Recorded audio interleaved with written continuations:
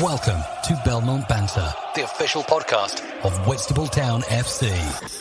Every week we chat to ex-players, supporters and invited guests here on Belmont Banter. Welcome to the official podcast of Whitstable Town FC. Whitstable Town Football Club's main sponsor is Fibertech UK Limited.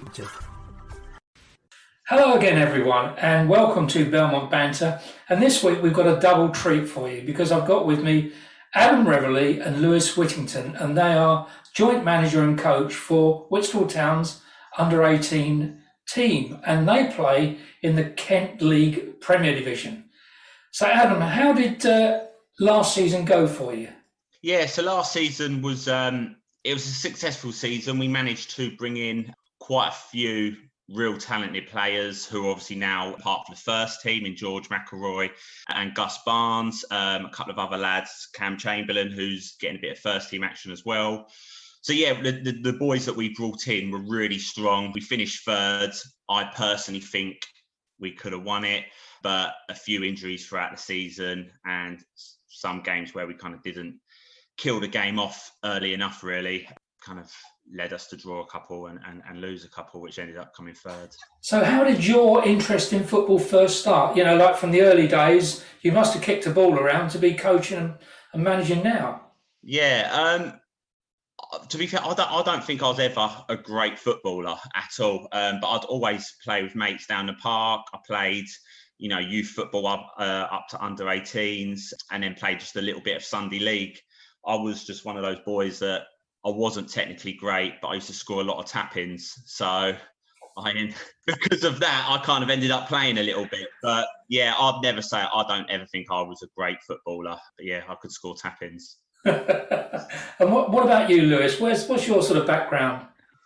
Football-wise, always played football from the time I can remember. Really, when I was from primary school all the way through. I grew up in London, and I was part of a sort of the school team in like the secondary school, and we played in a couple of sort of inner London Cup finals at like Fulham's ground. I can remember that. That was a long time ago.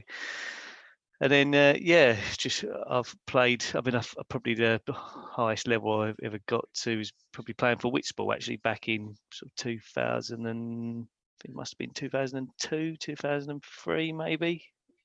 Such a long time ago, can't really remember. But played for mainly for the reserves, but I played for the first team a couple of times I think, and only for one season. And sort of then played sort of local county football, I think, for a while, and then got too old and had to give it up.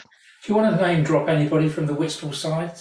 Do you know, it was so long ago. I think it's 20 odd years ago now that I can't remember anyone specifically, but it was. I'd only not long moved to Whitstable to Herne Bay actually at the time, and so I didn't really know anyone in the local area. There was the guy was it George? Yes. Passed away. George Corney. That's it. Yeah, he lived in my road actually in Herne Bay in Elizabeth Way, and just got chatting to him one day, and he said, "I'll come down and play," because I've moved from Essex over to Kent, and I was playing at a reasonably good level over there. And he said, "Oh, come along and see how you get on." And next thing you know, I'd signed for Whitstable. Good old George. Eh? Yeah, old George, lovely old guy. Nice old. But yeah, so I didn't. Like I said, I was kind of new to the area, didn't know anyone, only George really, and I always put the reason I never played at a real high level is because my age group growing up were all, like some of the players who were my age were superb, like Steve Lloyd, Gary Sayer, Dan Lawrence. You know, all these boys were just levels above me, so I just kind of floated in the background of them. So well, that's an honest opinion, but I'll stick with you, Adam. Adam, what got you involved in coaching and management then? What got you involved in coaching and management at this level then? Yeah, so I started off, you know, I've always wanted to get into coaching, and I was doing a little tiny bit of Herne Bay Youth, and that's where I met Lewis. And then through obviously the bits I've done with Herne Bay Youth, I was approached by TSC Football Academy to kind of go into a little bit of paid coaching. So I was really lucky to kind of work for them for a period. And from that, I was lucky enough to go on tour with them. I went over to Holland, Belgium, over to Spain, where we, my academy team played Barcelona. And from that, I ended up doing a little bit of scouting for Arsenal, which meant obviously I got to go to their training ground. So I spent quite a lot of years in the academy setting. And then as kind of family life took over, I pulled away from that. And then when Lewis got involved with Whitstable a couple of years ago, that's when he asked me to come across and be involved with the under-18s. What was the turning point for you, Lewis, when you sort of moved away from Herne Bay then? Well, my son, he played for Herne Bay, and Adam and I used to coach the team. So we actually, Adam and I coached at Herne Bay for about 6 years, I think it was, Adam, wasn't it? The lads, for about 6 years. And then what I realised at the time was that it wasn't good for me to coach my son, because we kind of got to the point where he wasn't listening to what I was saying actually, and he needed someone else to coach him. So I took him he went to Faversham and played there, and I just sort of watched other coaches coaching him, watching him play, and I enjoyed watching him for a while. And then he went from Faversham to Folkestone, played at Folkestone, and then he wanted to come to Whitstable because some of his friends played for Whitstable, and then come over to Whitstable, and then I got involved in coaching again back then, and I think he was under 15s, I think, at the time. So yes, I started helping out, and then as you do, you just get roped into helping more and more, and then I just got the buzz again, and then took the team over. That's when I contacted Adam and said, Adam, fancy reigniting the old partnership and get things going. And to be fair, we do work well as a team, and me and Adam and I, and the team's gone from strength to strength since we took it over, really. So we've recruited well. We've developed the lads that have stayed with the team well, and we've got a really solid group of players now.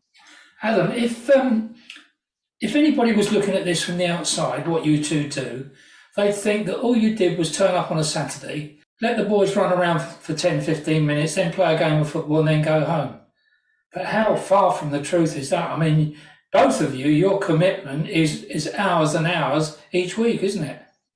Yeah, being Kent League as well, you do play all across Kent. You go as far as Hastings, Sevenoaks. So, you do travel around. And I think that, when it gets to under 18s, naturally, your training sessions, they become a lot more tactical. It's not the fact that, you just throw a ball in and go, right, have a kick around for an hour, then let's go play Sunday. We work a lot on attack versus defence, patterns of play, obviously how we transition from defence to attack and attack to defence, how we want them to, even set up in a corner, when we have corners and free kicks, like set piece routine. So yeah, there is a lot to it, but I think that at the standards that we are playing at and the standard of players we've got, it has to be like that, or I feel that you probably lose them if you don't.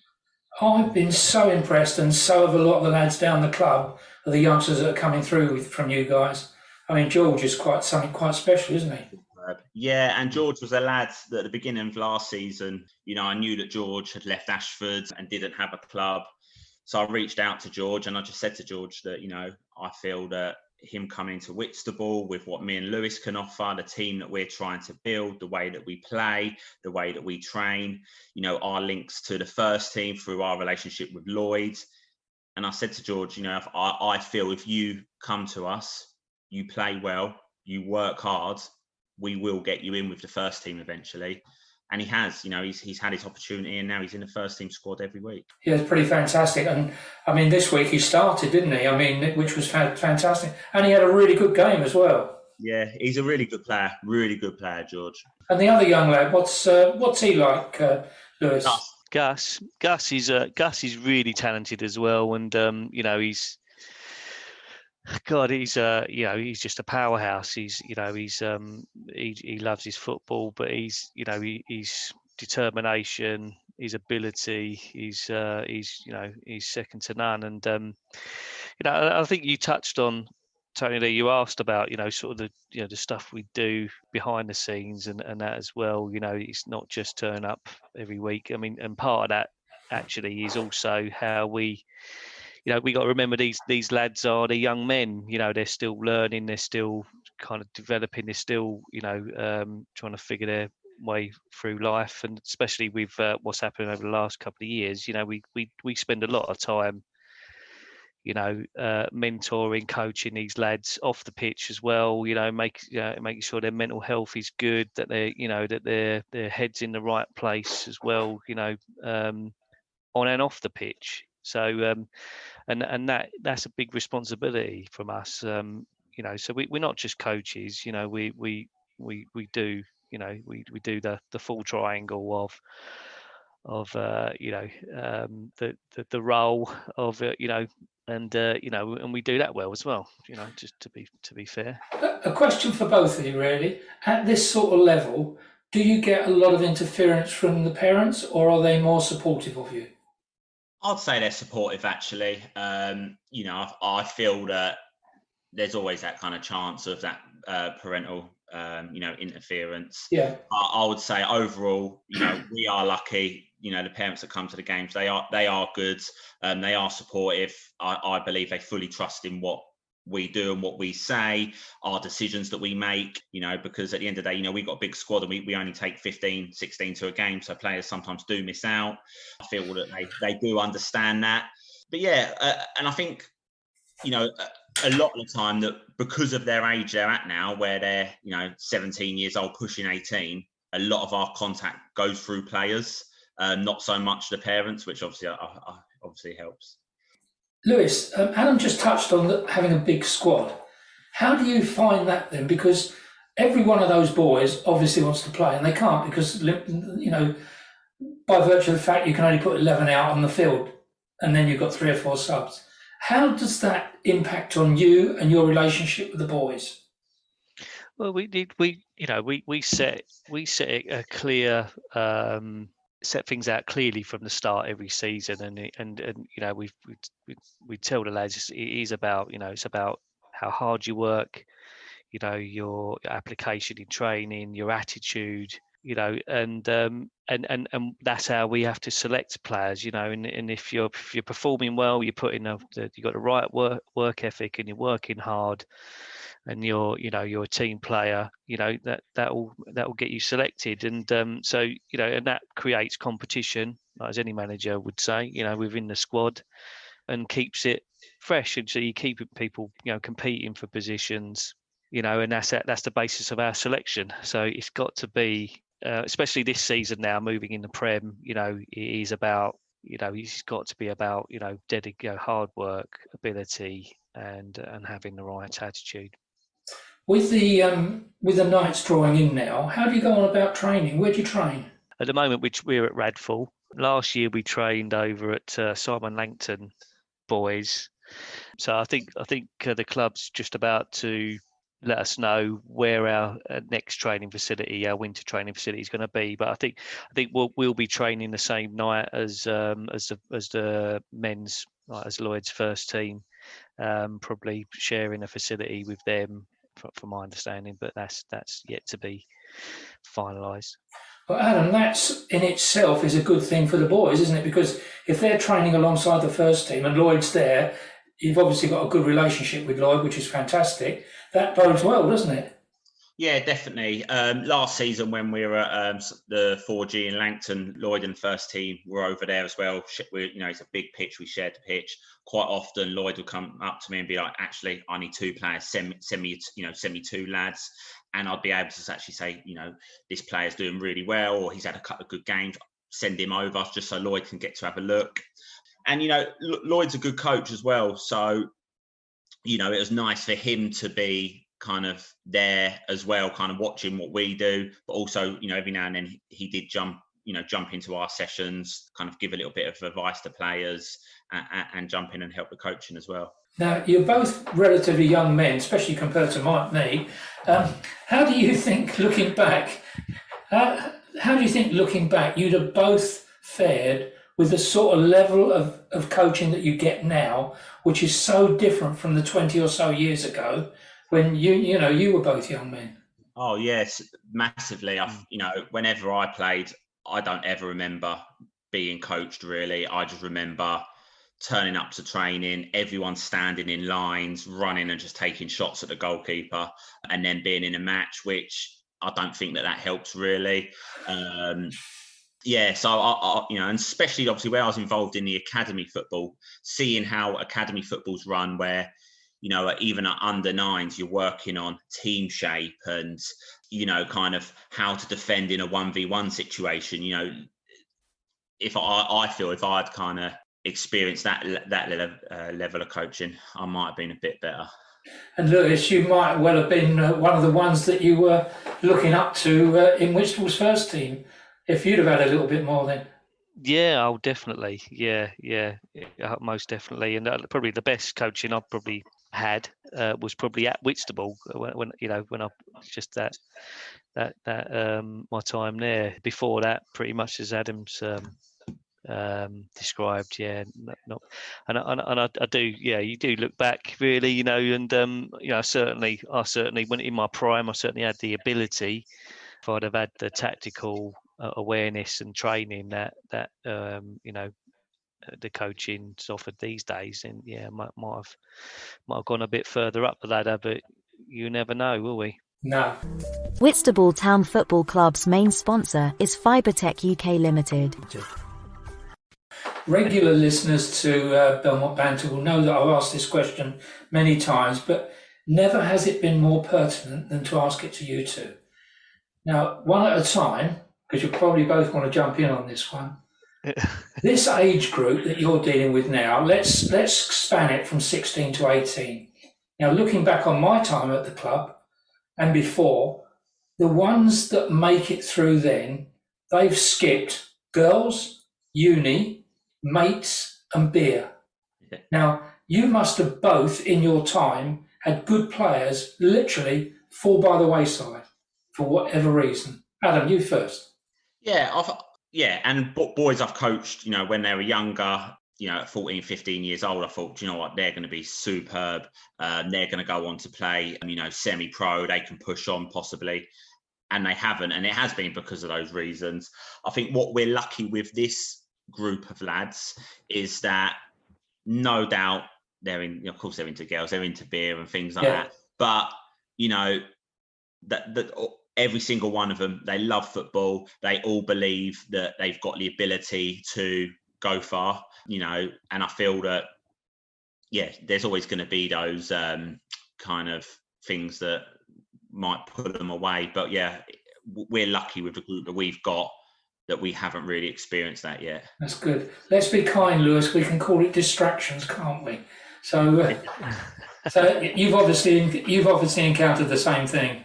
I did, and funny enough, one of the reasons why I stopped playing for Whitstable was because you had to train twice a week. I think I was 22, 23 at the time, so you had to train twice a week. You couldn't go out on a Friday because you're playing on a Saturday.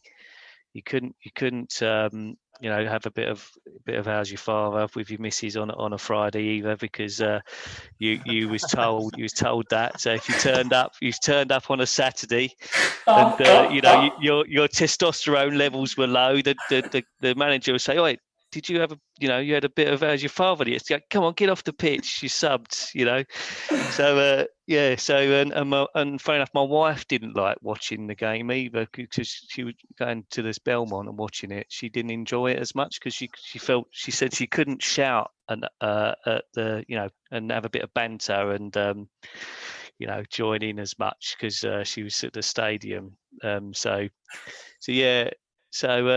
I was probably a victim of of part of that because I did want to go out on a Friday night, and I did want a bit of How's Your Father on a Friday night with the wife maybe, but yeah. So, and I can sympathise with some of the lads, but as Adam said, our lads are, they love their football, and touch wood, we haven't experienced that yet.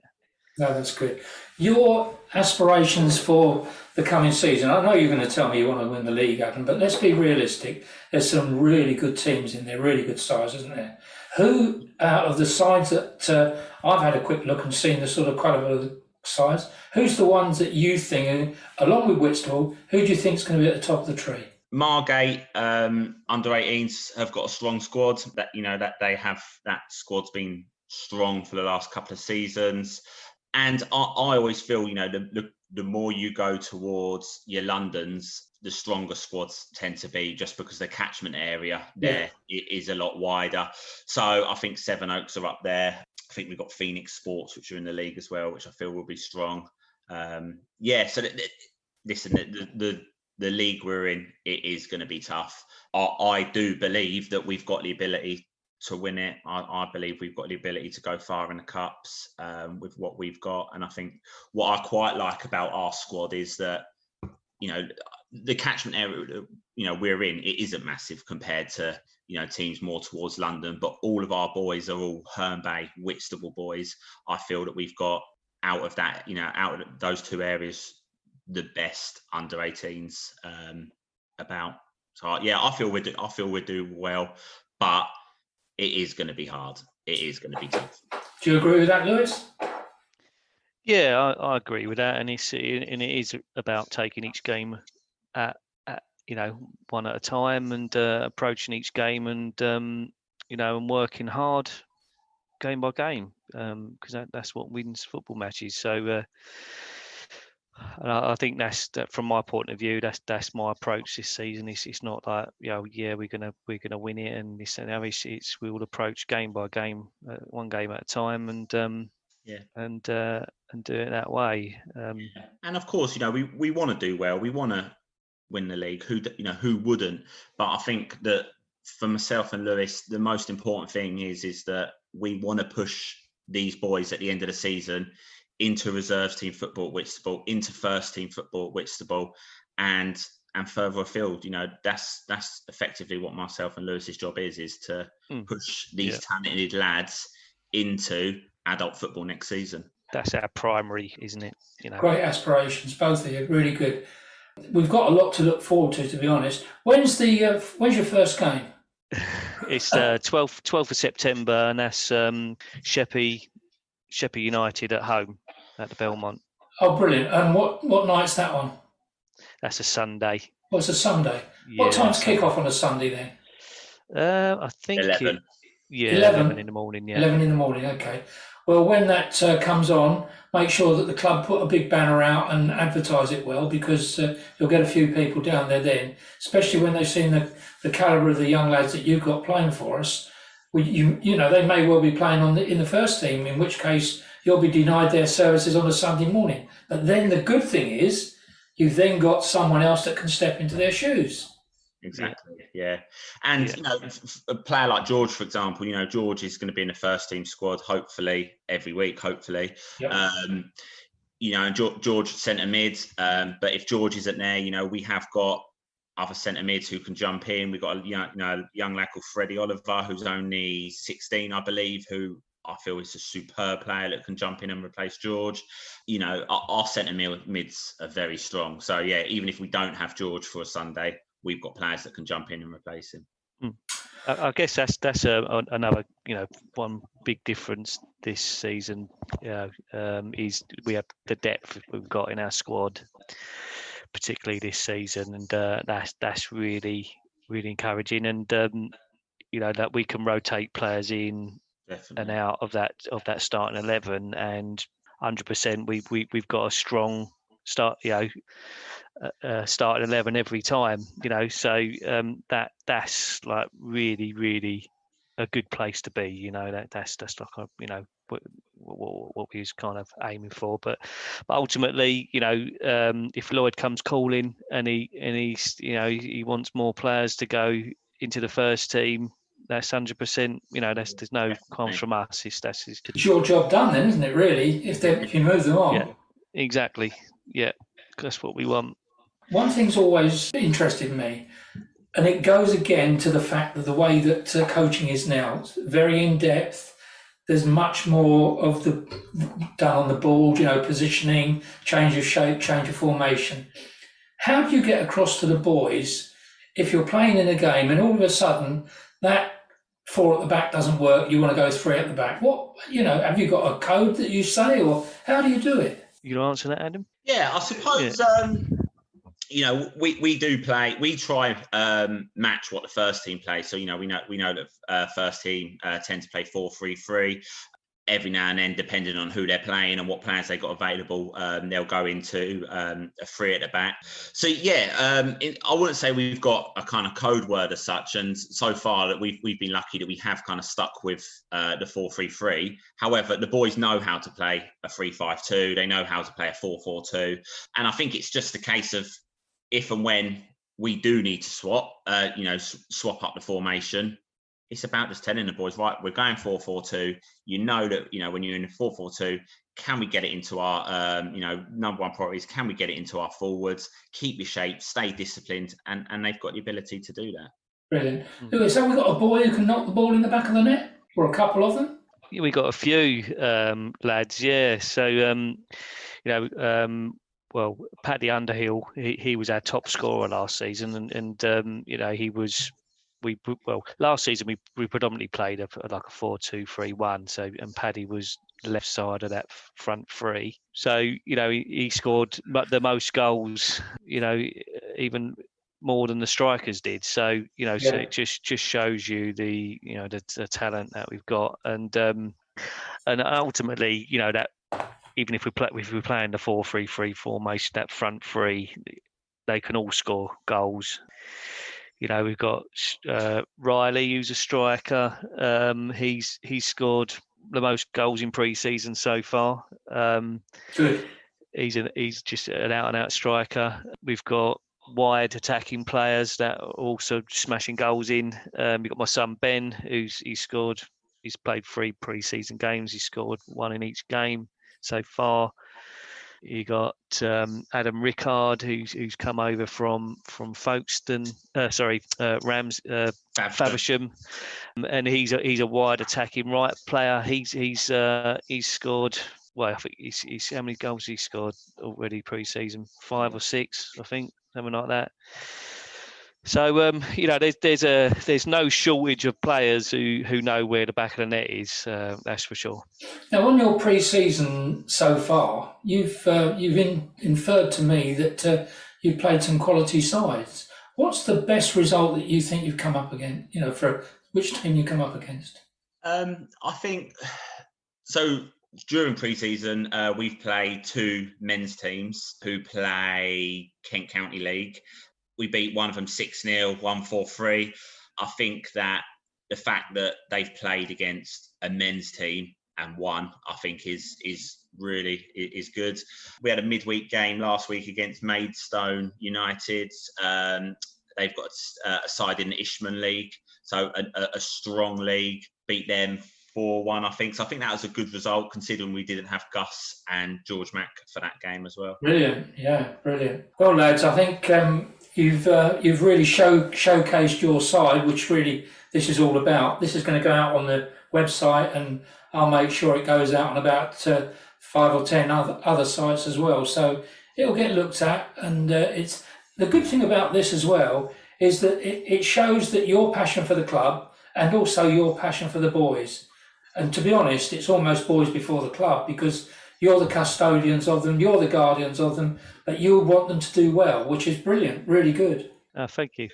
No, that's good. It's good. It's always nice. So what I'd like to do, we'll finish up now, but I'd like to get you both back on again at the end of the season, which would be brilliant. And you can give me a run through how it's gone. And let's hope at the time you can say to me, Tone, well, we're champions, mate. What do you want me to say? Yeah. That would be brilliant, wouldn't it? That would be good. Absolutely. Yeah, definitely. Okay, well, from me here at Belmont Banter and from Adam Reveley and Lewis Whittington on the other end of Zoom, we'll say good night for now, ladies and gents, but we'll speak again soon. Super. Cheers, mate. Yep. Whitstable Town Football Club's main sponsor is Fibertech UK Limited. They are providers of optical fibre services to the telecoms industry, specialising in optical fibre provision, local and long haul. We offer a full turnkey solution to our clients throughout London and the south of England. Contact us through the website for more details. Your host, Tony Rouse, every week on Belmont Banter for news about local football in Kent and beyond. I do hope that you've enjoyed today's episode of Belmont Banter. Don't forget there's a new episode out every week which comes out on a Sunday night, early Monday morning. And you can leave your suggestions for a guest to invite at the end. And leave a like and don't forget to pass it on to all your mates. Cheers!